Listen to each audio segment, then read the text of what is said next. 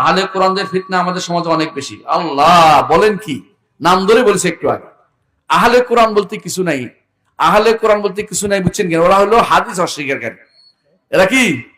হাদিস অস্বীকারী। যে কেউ হাদিস অস্বীকার করবে সেই ব্যক্তি কাফের। কি? কাফের। তার বউ তালাক হয়ে যাবে, তার সন্তানগুলি হারামজাদা হয়ে যাবে। বুঝছেন কথাটা?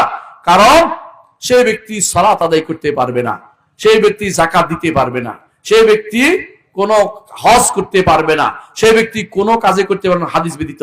এর অর্থ হচ্ছে সেই ব্যক্তি কিন্তু হাদিস অস্বীকার করার অর্থ হচ্ছে সেই ব্যক্তি আল্লাহর নির্দেশকে অস্বীকার করেছে। আল্লাহর নির্দেশ কি? আল্লাহ বলছে আতিউল্লাহ ওয়া আতিউর রাসূল। আল্লাহ বলছে ওমা আতাকুমুর রাসূল ফাখুযুহু ওমা নাহাকুম আনহু ফান্তাহু। সুতরাং মনে রাখতে হবে, যে কেউ এই কাজে লিপ্ত হবে তাকে সাবধান করবেন, সাবধান, তোমার সাথে আমার কোনো সম্পর্ক থাকবে না।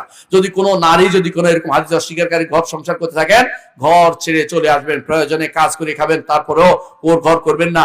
আর কোনো পুরুষ যদি কোনো আপনার স্ত্রী যদি হয় এরকম হাদিস অস্বীকারী, তাকে তালাক দিয়ে বিয়ে করে দিবেন। এটা তো আপনার জন্য সহজ, কঠিন কিছু নয়। সুতরাং কোনো ব্যক্তি হাদিস অস্বীকারীকে কাফেরের মতো ট্রিট করবেন। কি মতো?